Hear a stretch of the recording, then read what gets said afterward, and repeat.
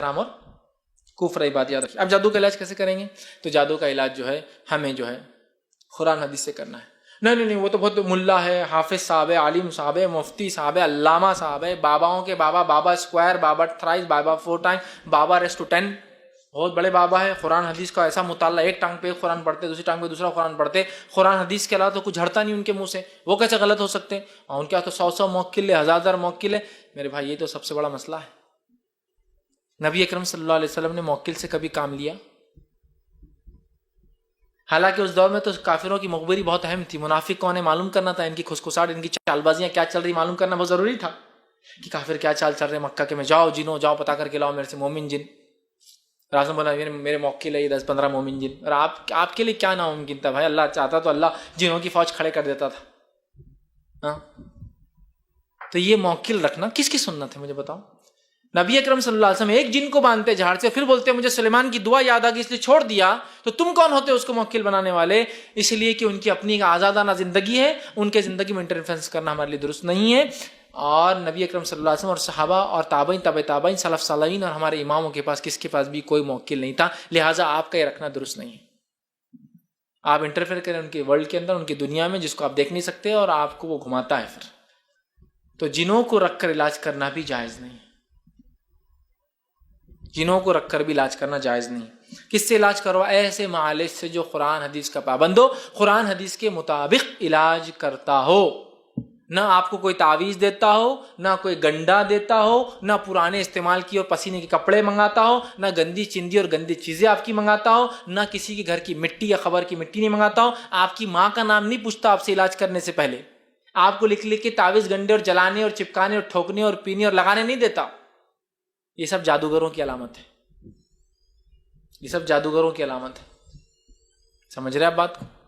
نہیں وہ پرانی چندی لائے تو میں سب جادوگری کی علامت ہے. ماں کا نام پوچھتے کیا ضرورت ہے؟ ہم دنیا میں اپنے باپ کے نام سے پہچانے جاتے اور آخرت میں اپنے باپ کے نام سے پہچانے. کیوں ماں کا؟ اس لیے کہ وہ رسک نہیں لینا چاہتا ہے نا. جادوگری الٹ جاتی ہے اس کی اگر باپ کا نام پوچھا اور باپ وہ نہیں ہوا. ماں تو وہی ہوتی ہے کبھی بھی، اس لیے ماں کا نام پوچھتا ہے. سمجھ رہے آپ؟ تو یہ سب جادوگر ہے. کتاب و سنت کا حامل آپ کا صرف علاج کرتا قرآن حدیث سے. اس کو نہ آپ کے باپ کے نام سے کوئی مطلب ہے، نہ آپ کے ماں کے نام سے، نہ آپ کے کپڑے سے، نہ آپ کی چندی سے، نہ آپ کی کسی پیسے سے، نہ روپے سے. وہ آپ کا خالص علاج کرتا ہے قرآن حدیث کے مطابق، پڑھ کر اس کو دم کر کے. اور باتیں جو ثابت ہے اور کچھ باتیں جو تجزیے سے، تجزیہ سمجھتے ہیں ایکسپیریمنٹ سے اس کو پتہ چلیے. اس لیے کہ قرآن میں روحانیت اور روحانی بیماریوں کا تو مکمل علاج ہے، لیکن قرآن میں جسمانی بیماریوں کا بھی علاج ہے، لیکن اس کو تجزیہ ایکسپیریمنٹ کر کے معلوم کرنا ہوگا. اللہ نے قرآن میں فرمایا وَنُنَزِّلُ مِنَ الْقُرْآنِ مَا هُوَ شِفَاءٌ وَرَحْمَةٌ لِلْمُؤْمِنِينَ. ہم نے قرآن کو نازل کیا اور اس میں شفا رحمت ہے. تو من القرآنی کا لفظ ہے. پورا قرآن تو روحانی بیماریوں کے لیے، نفاق کے لیے، کفر کے لیے، شرک کے لیے، حسد کے لیے علاج ہے. لیکن من القرآنی کہہ کر یہ بتا دیا اس میں فزیکل بیماریوں کا بھی علاج ہے. من اس میں سے، پورا تو ہے ہی لیکن اس میں سے، تو وہ تو ہے اس کا ایکسپیریمنٹ تجزیہ.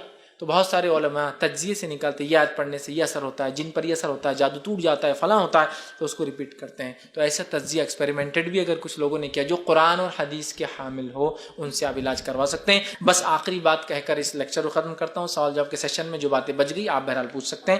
وہ یہ ہے ایک سنہرا اصول، ایک گولڈن رول اور ایک ڈاؤٹ اور اس کا کلیریفیکیشن. قرآن حدیث سے تو بہت علاج کرا ہے لیکن اثر ہی نظر نہیں آتا. سب کچھ کر لی، اب قرآن حدیث بھی کر کے دیکھ لیتے کیا اثر ہوتا. کی یہ ہے اب کیا ہوتا دیکھیے. بہت علاج کرا ہے کچھ نہیں ہو قرآن حدیث سے. میرے بھائی قرآن حدیث سے علاج کرا لیتے سب ہو گیا، دنیا گھوم لیے، تعویذ گنڈے کر لیے، سال کو سال جب تک حاضر نہیں دی درگاہ پہ پھر چپک جاتا آ کے. جب تک بالی نہیں پہنے تو نکلتا نہیں، چپک جاتا پھر آ کر. یہ ہوتا ہے. اگر کوئی چرچ میں اور مندر میں اور درگاہ پہ اگر کوئی جن اور جادو کا علاج ہوتا ہے تو میں کہتا ہوں ہاں ہوتا ہے، پرماننٹ نہیں ہے، کرانا کفر ہے اور ریپیٹیٹیو ہوتا ہے. 11 سال نیاز کرو تو نہیں آتا ہے، 12ویں سال پھر چپکتا آگے، پھر کراؤ. فلاں جگہ جا کے سر ٹیکو تو نکلوں گا، نہیں تو نہیں نکلتا. سر ٹیکو نکل جاتا ہے. کفر اور شرک کرا کے چلا جاتا ہے، ٹاٹا ٹاٹا کر کے آ جاؤ جہنم میں ملیں گے. اب ہاں یہ اس کا مقصد پورا کرا ہے سمجھیے. ارے نہیں آپ بول رہے تھے فیض بھائی نہیں علاج ہو گیا نا، 10 سال سے بیمار تھے، 1 منٹ میں گئے درگاہ پہ جھکا ہو گیا، مندر میں جھکا ہو گیا، فادر کے پاس لے گیا، فادر نے چھو کرے وہیں گر گیا اور نکل گیا. ہو تو جائیں گا لیکن حرام ہے یہ طریقہ. یہ بات میری جان لے آپ.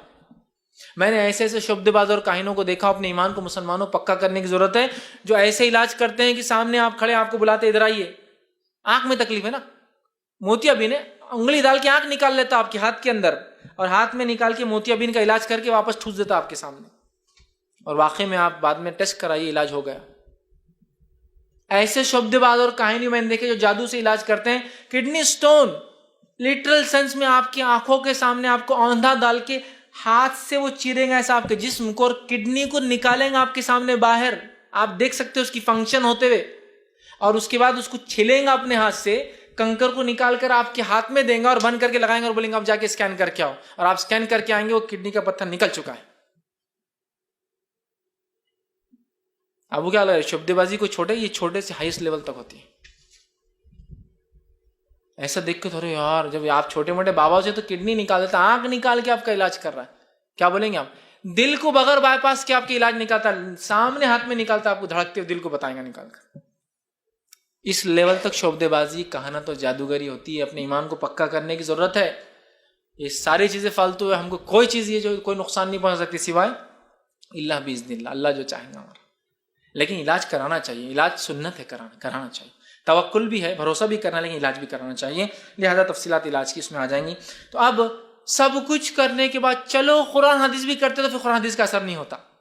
قرآن حدیث ہی سب کچھ کر سکتا ہے، اب اثر ہوگا۔ پہلے اپنے عقیدے کو بدل لی میرے بھائی۔ اگر سمجھ لیجئے میں آپ کو، ڈاکو آپ کے کھیت پہ حملہ کرے، آپ کی مال و دولت پہ، ایک بندوق دے رہا ہوں، بالکل جرمن ماڈل لا کے دے رہا ہوں، ٹھیک، جرمنی کی بنی ہوئی، یا یو ایس ماڈل لا کے دے رہا ہوں گن استعمال کے لیے، بھائی آپ کوئی آئے تو اس سے شوٹ کر دینا۔ اب اگر آپ کے ہاتھ کمزور اور گن چلانا نہیں آتی ہو تو اس میں بندوق کی غلطی ہے کیا؟ اٹھتی نہیں، دشمن آیا تو اپنی گر جاتے اٹھاتے وزنی ہے، تو اس میں بندوق کی غلطی ہے کہ وہ خراب ہے؟ ہاں، بندوق تو اٹھ جا رہی لیکن وہ جمراج نہیں، کچھ بھی کر کے گولیش نہیں کر رہی، تو بندوق کی غلطی ہے۔ ہتھیار سب سے اعلیٰ ہے، استعمال کرنے والے میں صلاحیت اور طاقت نہیں ہے تو ہتھیار کو برا مت بولیے۔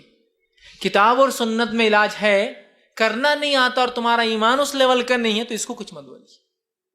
سب دنیا گھوم کے آ گئے اور آپ بول رہے چلو قرآن حدیث سے بھی کر لیتے، نہیں ہوتا، پھر فائدہ نہیں ہوتا، جاؤ پھر۔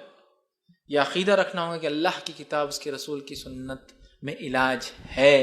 اسلام اس چیز میں آپ کو کیسا چھوڑیں گا؟